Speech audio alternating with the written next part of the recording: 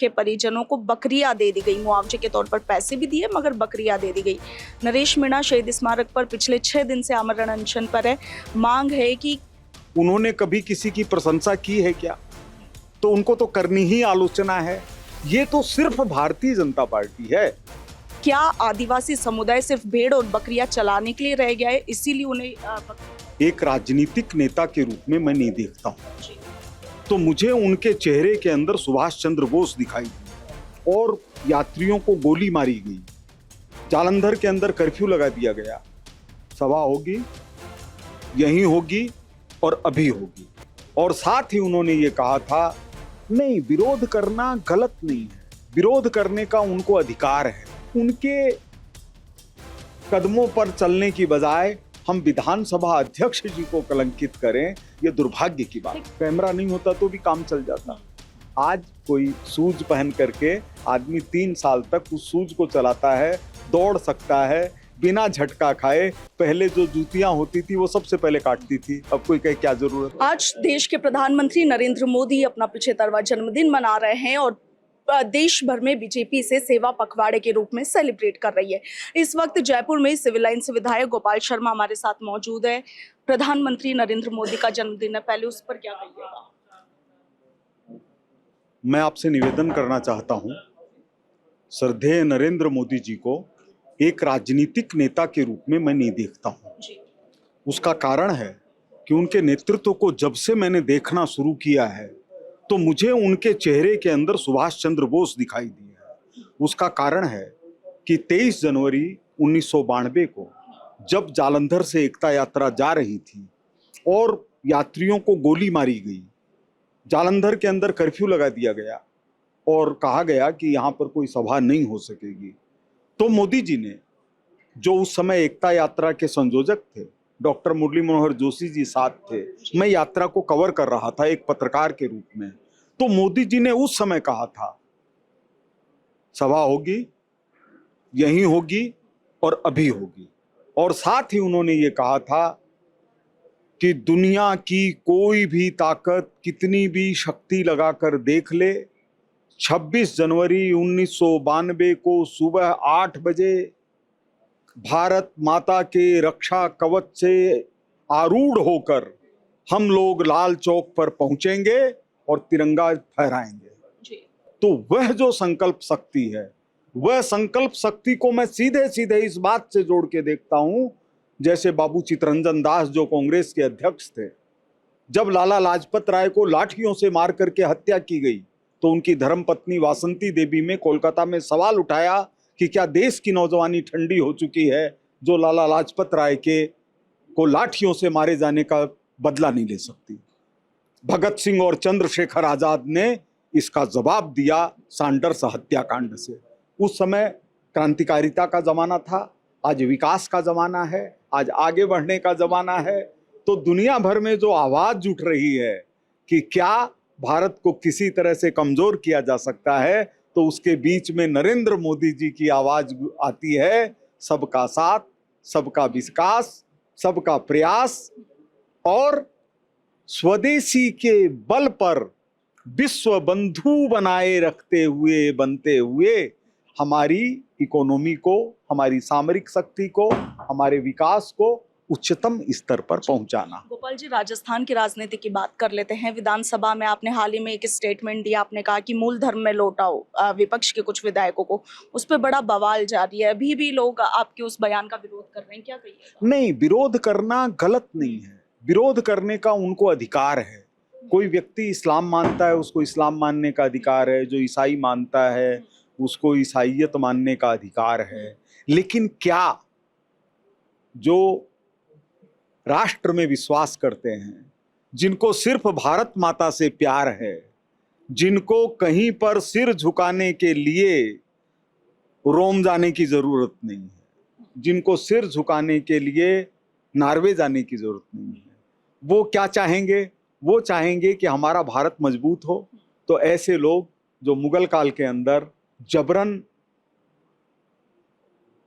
Islamic बना दिए गए, जिनके कारण गुरु तेग बहादुर का दिल्ली में बलिदान हुआ, जिनके कारण बंदा बैरागी को नोच लिया गया, क्या हम अपने उन पूर्वजों को जो तकलीफ पाए और धर्म बदलने को मजबूर हुए, शेख अब्दुल्ला ने अपनी जीवनी में लिखा कि उनके परदादा जी मुसलमान बना दिए गए। जी। तो मैंने सद्भाव से हाथ जोड़कर विनम्रता पूर्वक आग्रह किया कि अगर आप मूल धर्म में लौटते हैं तो इससे देश मजबूत होता है। विपक्ष इन दिनों एक कैमरा पॉलिटिक्स चला रहा है। गोविंद सिंह डोटासरा ने बड़ा स्टेटमेंट भी दे दिया कि speaker Vasudev Devnani rest room में बैठी कांग्रेस महिला विधायकों पर निगरानी रखना चाहते हैं, देखना चाहते हैं कि कैसे बैठी है, किस वेशभूषा में। क्या कहिएगा इस? देखिए, डोटासरा जी का नाम गोविंद हो सकता है, टीकाराम जी के नाम में राम हो सकता है, लेकिन ये भगवान नहीं है। कोई भी आदमी क्या मनसा रखता है, इसको अगर वे बताते हैं, इसका मतलब है उस दायरे को पार करते हैं जितना ज्ञान भगवान ने नहीं दिया हुआ है।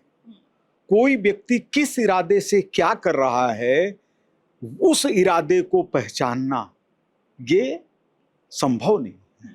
तो इसलिए वो जिस तरह से हमारे विधानसभा अध्यक्ष जी को आरोपित कर रहे हैं, कभी जूती की नोक के बराबर बताते हैं, कभी उन पर अभद्र टिप्पणियां करते हैं, राजस्थान उस तरह का अभ्यासी नहीं है।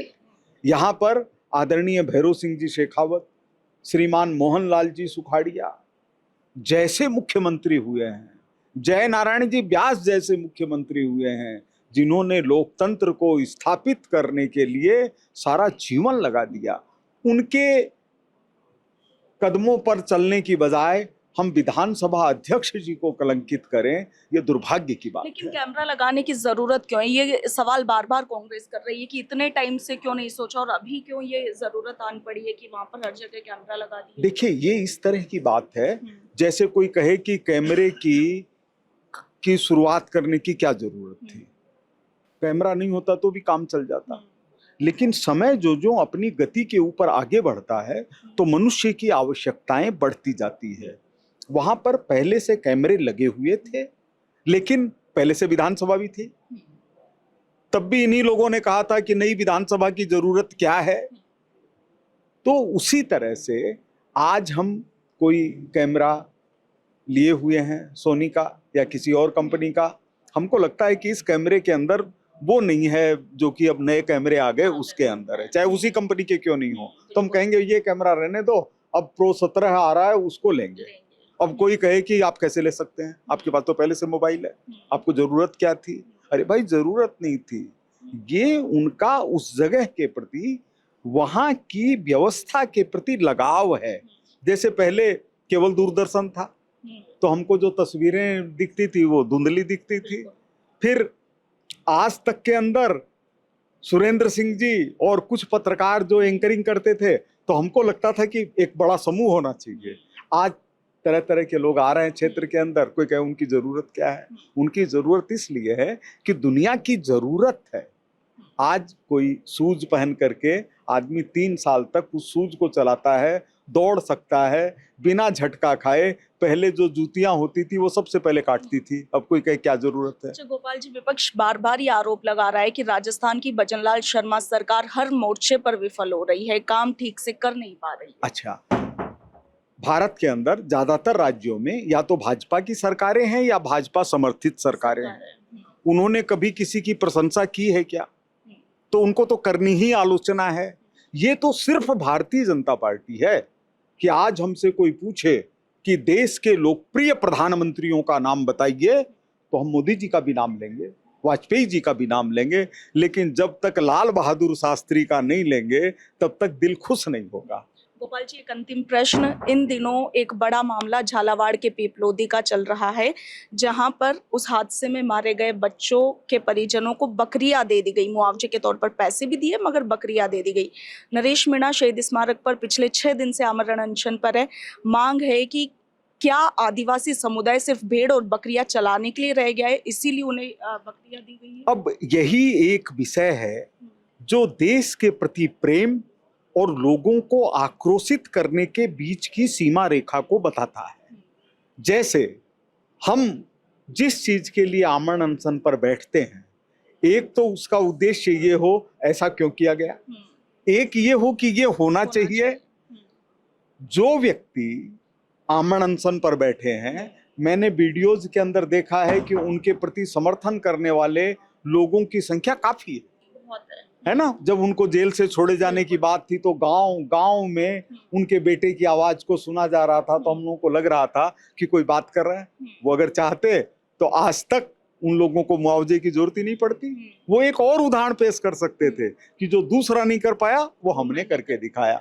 तो जब हम नेगेटिव पॉलिटिक्स करेंगे तो हम इसी तरह की बात करेंगे। लेकिन ये निश्चित है, मैं इसका हृदय से समर्थन करता हूं कि जिस तरह से भारत सरकार इस बात का ध्यान रखती है कि किसी की खेत के अंदर फसल हो या नहीं हो, उसको निश्चित राशि मिलनी चाहिए, उसी तरह से हर व्यक्ति जो अचानक किसी तकलीफ में आ जाता है, चाहे प्राकृतिक कारण से हो चाहे दुर्घटना के कारण से हो, उनके परिवारों की व्यवस्था होनी चाहिए। लेकिन ये मुआवजे के तौर पर बकरियां देना, देखिए उसकी हम लोग किसी के कहे हुए के ऊपर चले जाएंगे ना तो पता चलेगा असलियत पता नहीं क्या है ना। जैसे बकरियां दी गई कि नहीं दी गई वही कह रहे हैं, उन्होंने कोई कोर्ट में हलफनामा तो जाकर के जाहिर किया नहीं है। और मान लीजिए कहीं पर कोई बात हो रही है, कोई कहे मेरी जरूरत तो ये है, वो खुद ही कह रहा है।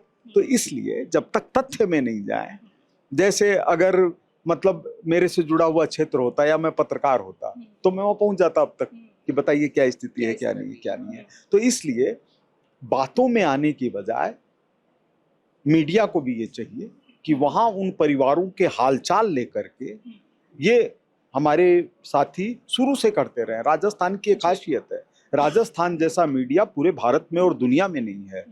वहां जाके उनके संकट का ब्यौरा लेकर के परिवार के अंदर कितनी संख्या है, कितनी उनकी इनकम हो रही है, क्या करने पर उनको सुविधा मिले, ये करना चाहिए जी है ना। जी बिल्कुल। तो देखिए, सिविल लाइन से बीजेपी विधायक गोपाल शर्मा को आपने सुना, इनके बेबाक बयानों पर आपकी क्या राय है कमेंट सेक्शन में लिखकर बताइएगा। फिलहाल के लिए इतना ही। मैं आपके साथ इशिका जैन, वीडियो जर्नलिस्ट लक्ष्मी नारायण के साथ, भारत रफ्तार, जयपुर।